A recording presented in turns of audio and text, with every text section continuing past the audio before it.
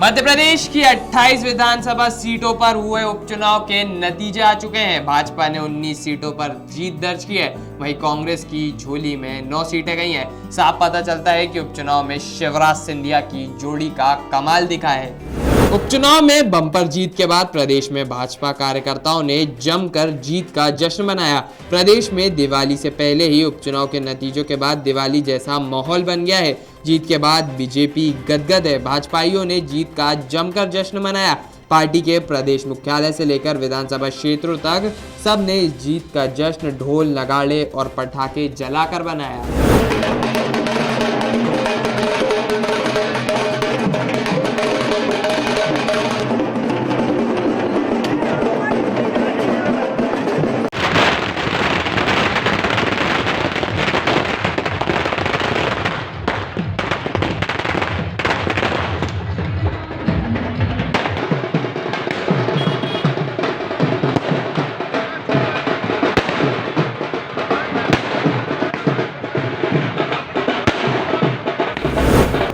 क्षेत्र एक एक मतदाता के लिए, एक एक बुजुर्ग को, एक एक युवा साथी को, महिलाओं बहनों माताओं के लिए जिन्होंने इतना अपार बहुमत देकर जीत हासिल कराई है, और दूसरा भारतीय जनता पार्टी कार्यकर्ताओं जिन्होंने इतनी मेहनत की, और तीसरा हमारे भारतीय जनता पार्टी के सब वरिष्ठ नेताओं को जिन्होंने एकजुट होकर काम किया।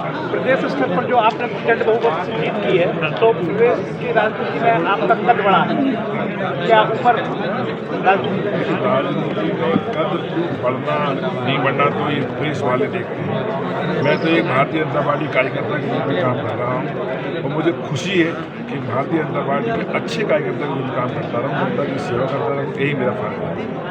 अब क्या आपके विचार रहेंगे? आप जब इतने मतों से जीते हैं, तो क्या संदेश? जिस अपेक्षा और उम्मीद के साथ जनता ने जिताया है, वो अपेक्षा और उम्मीद जनता की पूरी करना मेरी पहली प्राथमिकता है। सुर्खी विधानसभा क्षेत्र की मूलभूत समस्याएं जैसे पानी है, सिंचाई योजनाएं हैं, स्वास्थ्य सुविधाएं हैं, शिक्षा के संबंध में, ये सब चीज़ें मेरी प्राथमिकता पहले भी थी, अब भी रहेंगी। इनको मैं प्राथमिकता से करूँगा ताकि जनता को अच्छा संदेश जा सके।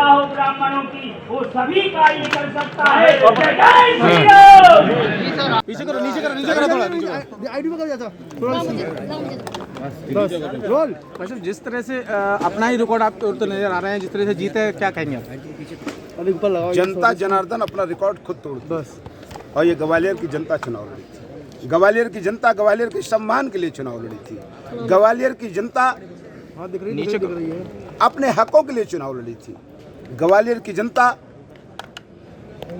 कांग्रेस के वरिष्ठ नेतृत्व ने जो गद्दारी की थी, ग्वालियर के हकों को काटा था जिस तरीके से, उसके खिलाफ मतदान किया है, और ग्वालियर की जनता जनार्दन चुनाव जीत गई। ये सेवक प्रद्युम्न सिंह तोमर उनका कल सेवक था, आज सेवक है, और परसों भी सेवक रहेगा। जी, डबरा और उसके पूर्व के बारे में क्या कहना चाहेंगे? दोनों सीटें हाथ से जाती जा रही हैं। अब भी 20 राउंड हुए लगभग, अभी तो 12 राउंड और होने हैं दोस्त।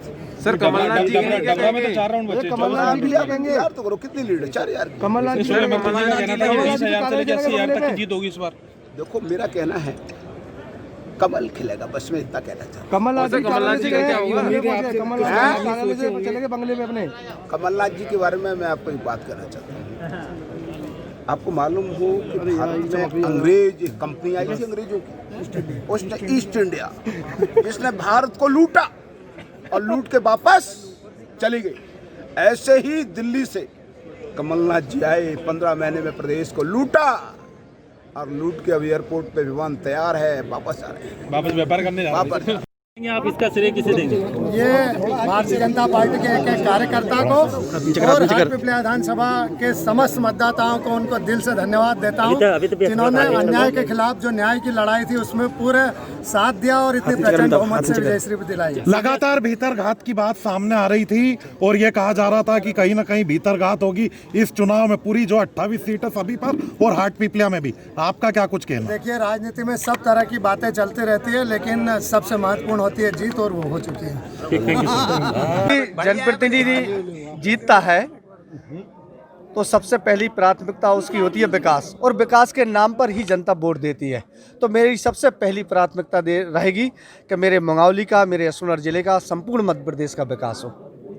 जीत हुई है 3 साल में, तीसरी बार आप चुनाव जीत के विधानसभा जा रहे हैं, कैसा फील कर रहे हैं? और भाजपा में पहली बार आप टिकट पर चुनाव लड़े थे, जीतने के बाद कैसा फील कर रहे हैं? भैया फील तो ऐसा हो रहा है, मुझे तो सपना सा लग रहा है कि 3 साल में 3 चुनाव लड़ना और तीनों जीतना, ये अपने आप में एक सपना सा है। लेकिन मंगावली विधानसभा की संपूर्ण मतदाता भाइयों बहनों ने, संपूर्ण जनता जनार्दन ने ऐसा आशीर्वाद दिया कि जो मैंने कभी सोचा भी नहीं था। मुझे सपने से भी एक ज़्यादा बढ़कर मतलब मुझको आशीर्वाद दिया है। जनता जनार्दन को क्या संदेश देना चाहेंगे आप? मैं तो जब तक जीवित रहूँगा तब तक ये चीज़ को भूलूंगा नहीं, उनके उपकार को नहीं भूलूंगा, उनके आशीर्वाद को नहीं भूलूंगा।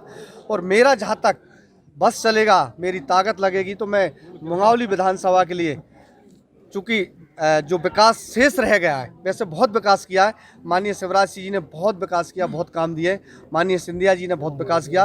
अब मुझ पर जो भरोसा किया कि क्षेत्र की जनता ये जानती है कि उनको विकास चाहिए, और पिछले 15 माह की जो कांग्रेस सरकार रही, मैं एमएलए जरूर रहा, लेकिन क्षेत्र की जनता ये समझ चुकी थी कि मुझे रोका गया था कि अपने क्षेत्र के विकास के लिए पिछली सरकार द्वारा। तो इसलिए जनता को ये लग रहा था कि माननीय शिवराज सिंह जी के नेतृत्व में वो सारी चीज़ें जो हम लोगों ने संकल्प लिया है अपनी क्षेत्र के जनता के साथ विकास का, तो उसको हम कर पाएंगे। इसलिए जनता ने पूरा भरोसा किया है, और मैं विश्वास दिलाता हूँ क्षेत्र की जनता को, बहुत बहुत आभार व्यक्त करता हूँ। ये विश्वास दिलाता हूँ उन्होंने जो उम्मीदें मुझसे लगाई हैं वो निश्चित रूप से हम पूरी करेंगे। अब आपकी पहली प्राथमिकता क्या होगी? पहली प्राथमिकता क्या होगी अब आपकी?